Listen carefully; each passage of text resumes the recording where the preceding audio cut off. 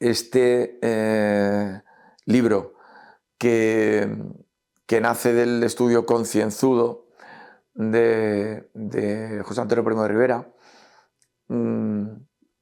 lo que pretende es un poco explicar esa línea de comportamiento de alguien que tenía como objetivo, que tuvo como objetivo final en su vida, yo creo, mucho más el unir que el separar. Es la hora en la que ya estamos entendiendo lo que quería José Antonio. Para todos, el perdón.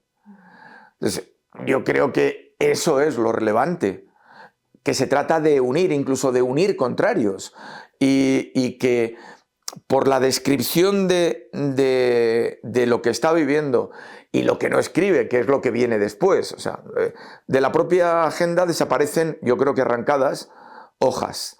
Y desde luego todas las que van detrás de marzo. Porque no sabemos si él en Alicante siguió escribiendo, si las arrancaron en Alicante o qué pasó y por qué han dejado estas. No tengo ni idea. Sería especular.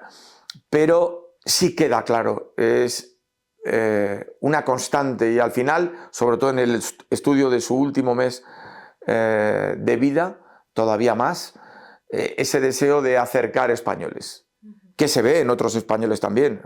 Al final del libro hablamos de discursos que tienen que ver un poco con el suyo final desde la cárcel, cuando dice: ojalá el pueblo español, tan rico en buenas cualidades, sepa al fin encontrar el camino de la patria, el pan y la justicia.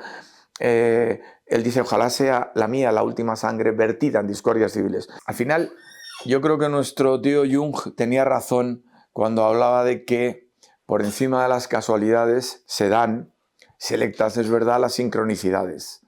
Entonces, estaba en el sitio exacto, en el momento preciso, y esa agenda, pues distraída entre un montón de material, un montón de documentación, que tenía que ver con la maleta de José Antonio. Es verdad que no se había reparado en el contenido de la misma porque es pequeñísima, este tamaño aproximadamente, ahora que nos está grabando una cámara, se ve más o menos, y con una letra diminuta, que es increíble que pueda mantener esa precisión, ese pulso tan firme y que pueda decir tantas cosas a la vez condensadas en tan poco espacio. Al final son las notas de 10 días y la crónica de los 20 siguientes, un mes aproximadamente, que es el de marzo, desde el 1 hasta su final. Mes crítico porque es cuando José Antonio entra en la cárcel. Y él narra su último día en libertad y su primer día en prisión. Y a partir de ahí la evolución de los acontecimientos que le rodean, que se van haciendo más densos, más peligrosos, más preocupantes, más duros y que afectan también a su comportamiento diario, lo prevé y lo cuenta. Tanto tiempo, 5 años, ha ayudado mucho la suma de otros inéditos que se incorporan al libro. No es el único inédito, documento inédito, la agenda de José Antonio. Hay otros, no de tanto peso estoy seguro, pero de una fuerza tremenda y claro, para mí sorpresas que hasta cierto punto cambian visiones históricas o asientan algunas teorías que se habían venido defendiendo, pero desde la intuición. Por ejemplo, te doy un ejemplo, el manifiesto del 17 de julio, que rectifica los pasos anteriores dados, es decir, ante el golpe de Estado que se prepara, cautela, ningún movimiento hasta que se dé la orden, dicen los señores de la Falange a los falangistas. Y en el último momento, el 17, ya hay un manifiesto en el que ya hay una orden de incorporación. Además, con un lenguaje un poco desesperado. El primero que se da cuenta, yo creo que el primero en el tiempo, principios de los 40, en que es una patraña, ese documento es Manuel Aznar, el periodista, director del Sol. Y a partir de ahí ya son en cadena, ¿eh? O sea, cualquiera que se tenga delante ese manifiesto, conozca el estilo literario de José Antonio y su profundidad ideológica también, sabe que es un contradios ese papel. Pero hasta biógrafos tan ceñidos, por un lado, sentimentalmente a la figura de José Antonio. Era compañero de curso, amigo personal y tenía una deferencia especial por José Antonio Felipe Ximénez de Sandoval, pero que también estaba ligado al franquismo, y al franquismo le interesaba mucho ese documento del 17 de julio, tal como sale. Bueno, pues nosotros descubrimos en ese proceso de investigación un papelito esquinado en la causa general que yo no había visto en ningún lado y no estaba, que es la declaración de Rafael Garcerán, donde aparece por primera vez ese documento en un instante oportunísimo para él, porque le quita de cualquier sospecha respecto a esas causas que había después de la guerra, y que es replicado por Francisco Bravo en el libro que hace sobre José Antonio, el amigo, el hombre, el camarada. Para mí, esto que dices que parece algo simplemente externo, formal, es definitivo. Es decir, que un tipo que está escribiendo seguramente solo para leerlo él mismo más adelante, para que quede constancia, apuntes biográficos, autobiográficos,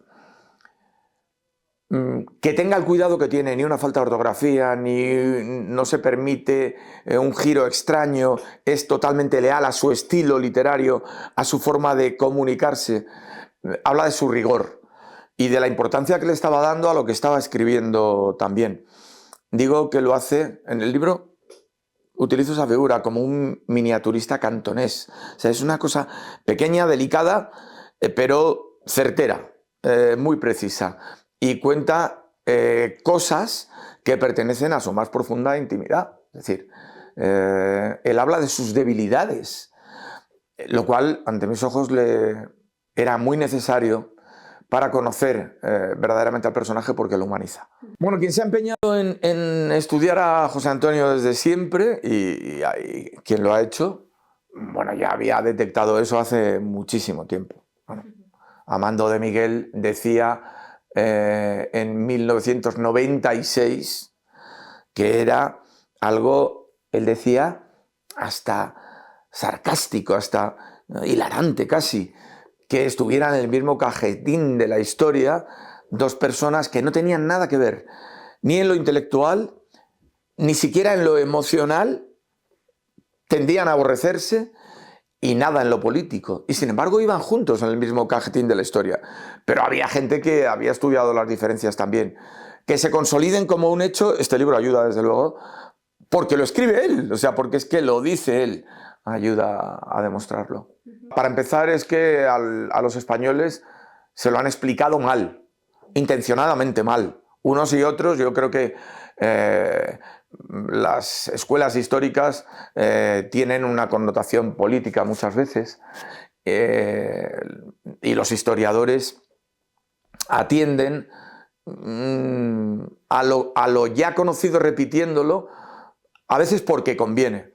Pero lo revolucionario también en eso es buscar la verdad siempre es revolucionaria, y habría que ser revolucionarios en eso también. La verdad, en este caso, es la que dice él.